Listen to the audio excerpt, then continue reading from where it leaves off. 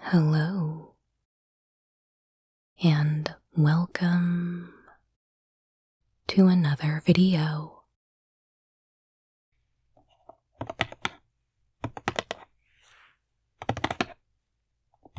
Today, I will be showing you around my Duskmourn pre-release kit.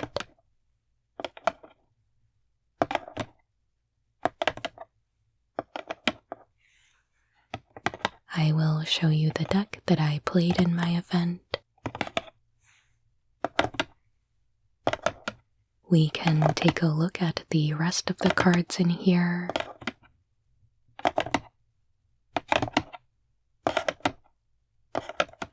And then at the end,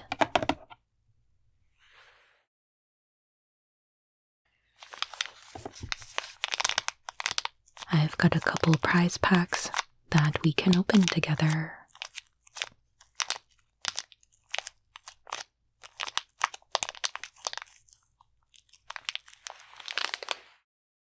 So before we jump into looking at the deck, I will first show you the outer packaging that the pre-release kit came in, because I think it looked very cool.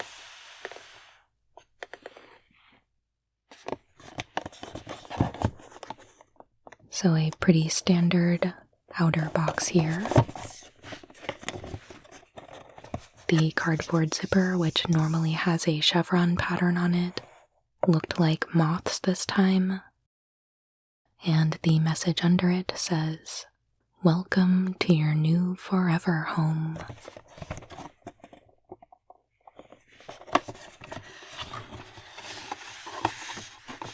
We've got a look at Valkavoth on the inside.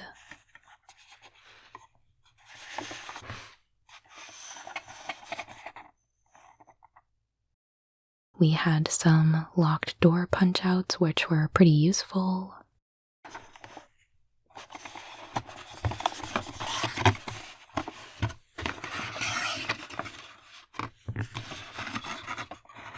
On the inside, we've got the rooms which are behind the locked doors. So, yeah, I thought this looked pretty awesome. Alright. So I will go ahead and pull out the deck that I played.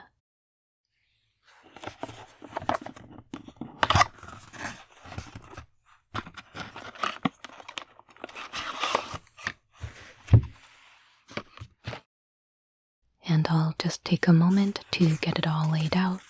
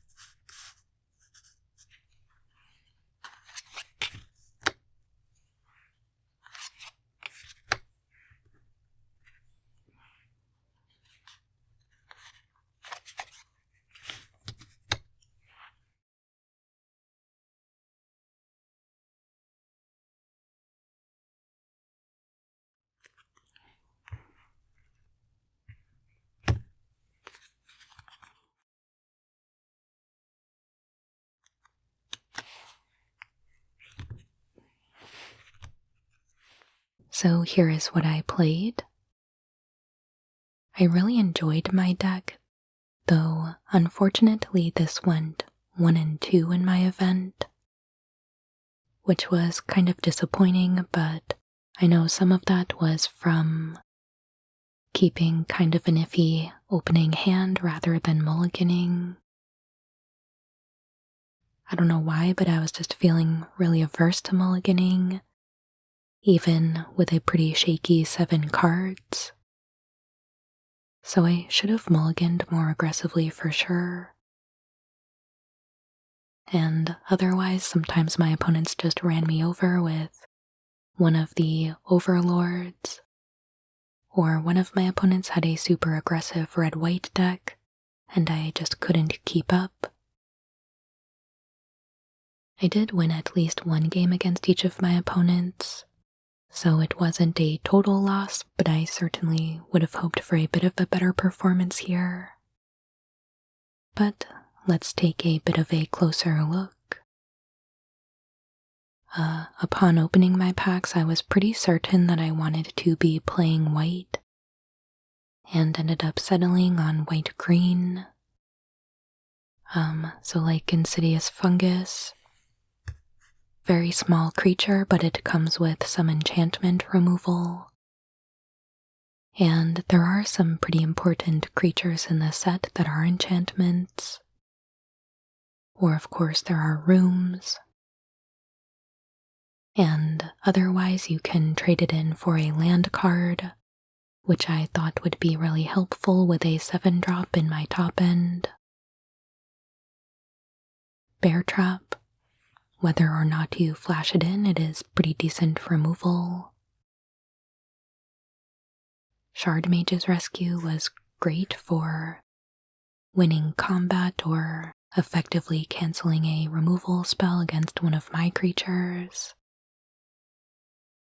Twitching Doll I unfortunately did not get to explode into a bunch of insects, so that was kind of a bummer. Acrobatic Cheerleader, however, was kind of an MVP in this deck. Almost always was able to get that flying counter, and I didn't really run up against too many other flying or reach creatures. So once it had that evasion, it was able to continue getting through, and was a great target for things like the hospital room, which puts a +1/+1 counter on an attacking creature.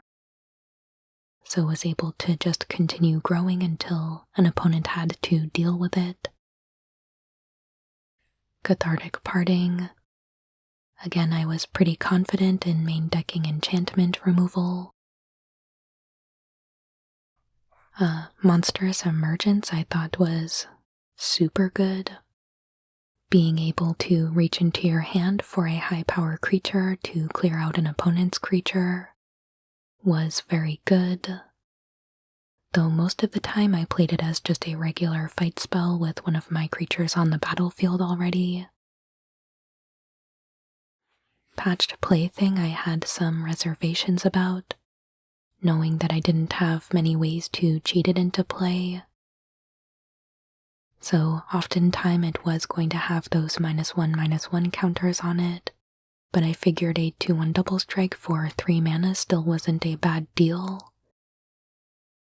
The Surgical Suite, which allows you to return a card from your graveyard to the battlefield, was the only way I had, I think, to get it into play without the -1/-1 counters on it. And I don't think I ever actually did that, but it was totally fine anyway. The Cult Healers were just 3/3s for 3 pretty much.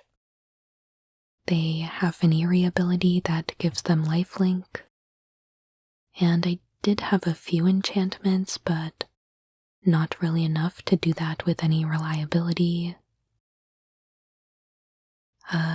Toby was pretty great. It is a 1/1 that creates a 4/4 beastie when it enters the battlefield, and the 4/4 cannot attack or block alone. that really wasn't much of a downside for me.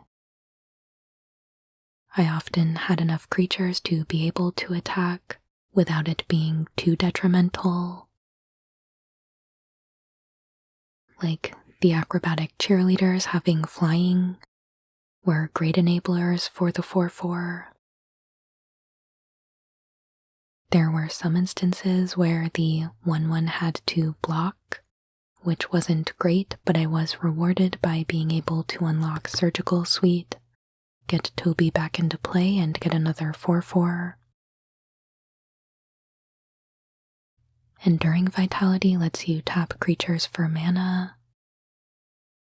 I'd put it in here to enable casting my high-costed creatures, but unfortunately this card I guess didn't really feel like showing up for work today, so never really saw it do its thing. Trapped in the Screen was great. It exiles an artifact, creature, or enchantment and has Ward 2. So, really great piece of removal there. The Wandering Rescuer was also an all-star. Just a big flash double strike creature. Good for an ambush as a blocker. And really takes over once you can start attacking. Fear of Abduction I never really got to play.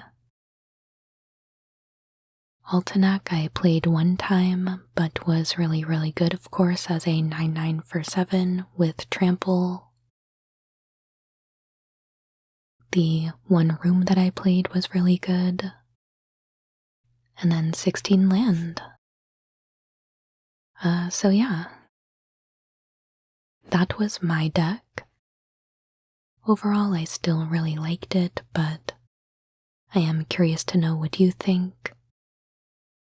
Did you play with any of these cards in your pre-release? And what was your experience like with them? Let's talk down in the comments. But let's take a look at the rest of the cards in my pool and see if there was anything else that maybe I could have built instead.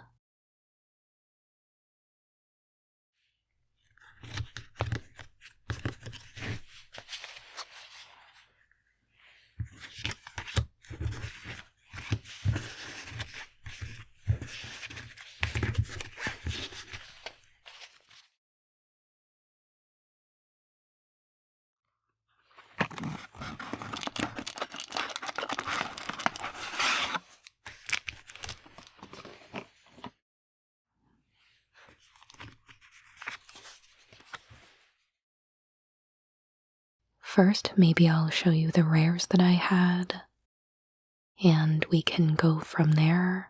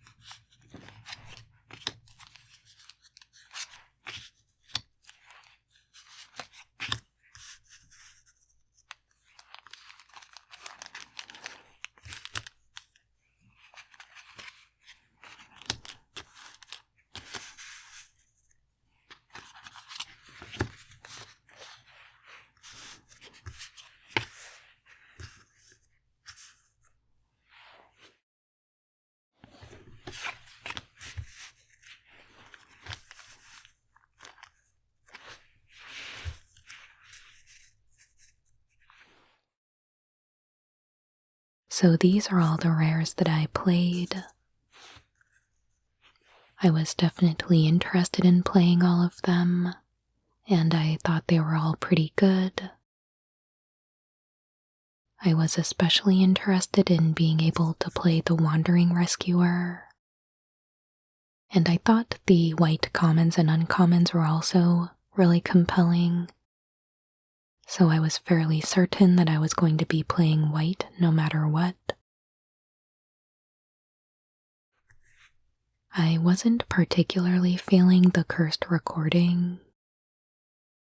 I didn't think the red in my pool looked too good, and I wasn't certain that spending 4 mana just to play an artifact that doesn't do anything right away would be that worth it.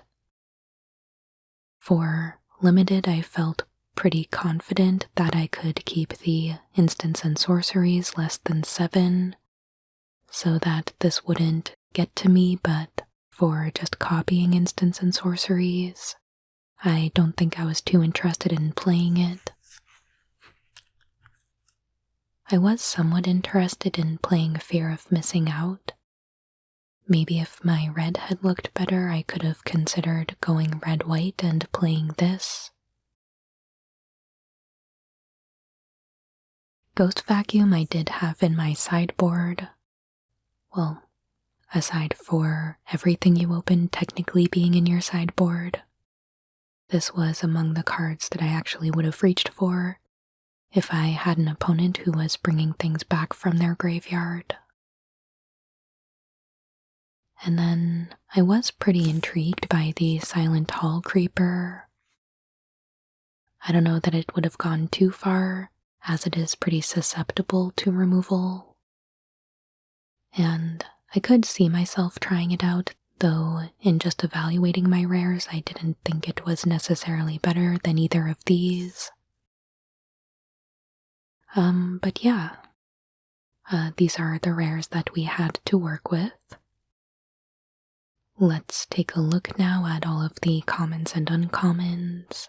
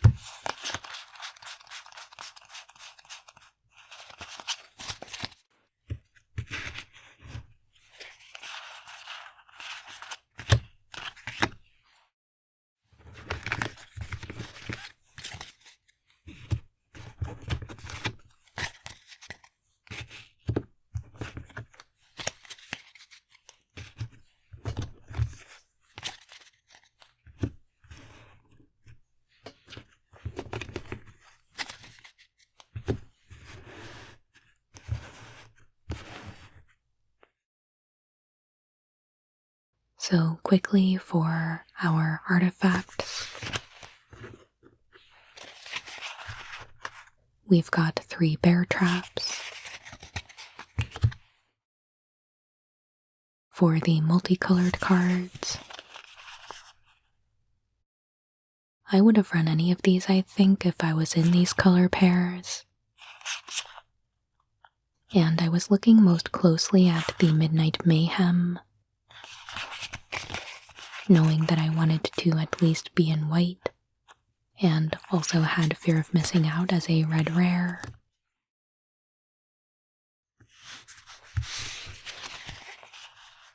I had 3 of the common non-basic lands, including the red-white one.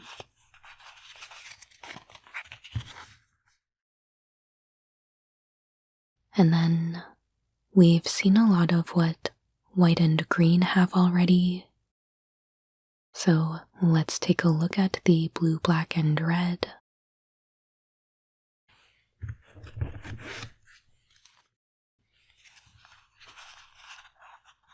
For blue,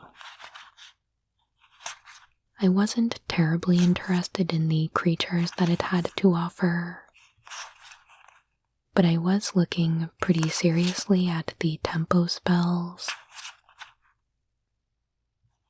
Though I didn't think I was going to be able to commit fully to blue because of the creature quality.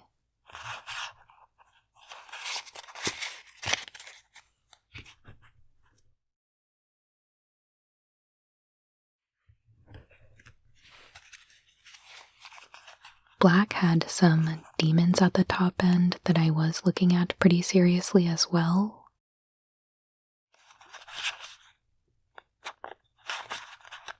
But that was kind of where it ended for me. There wasn't much else that was very compelling in black, so again, I didn't really feel confident committing to this color.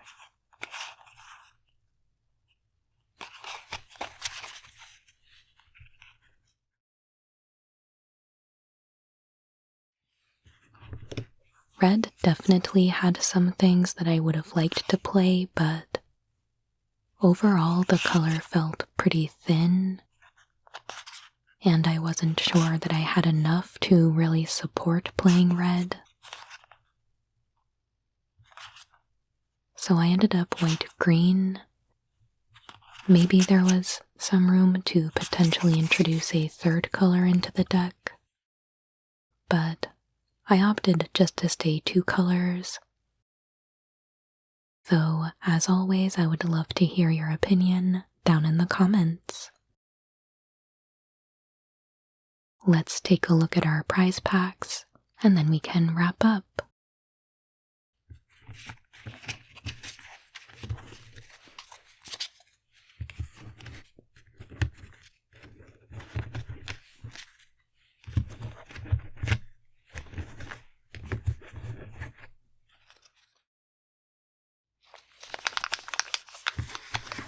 Alright, so I got 2 prize packs for my 1-2 record.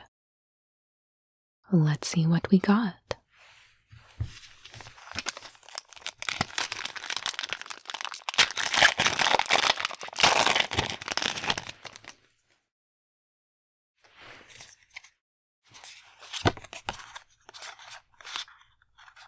A very spooky art card.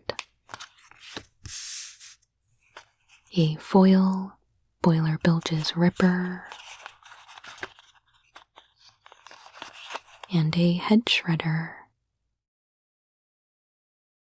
Nice looking vehicle there. And I'll just go through the commons and uncommons really quickly.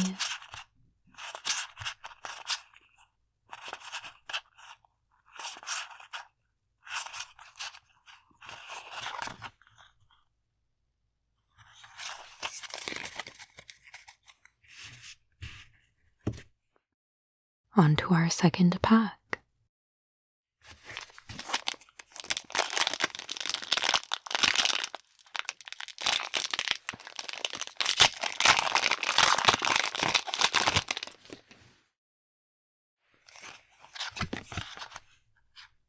Another art card. A foil Spectral Snatcher. And another Toby. Nice. And again, our commons and uncommons.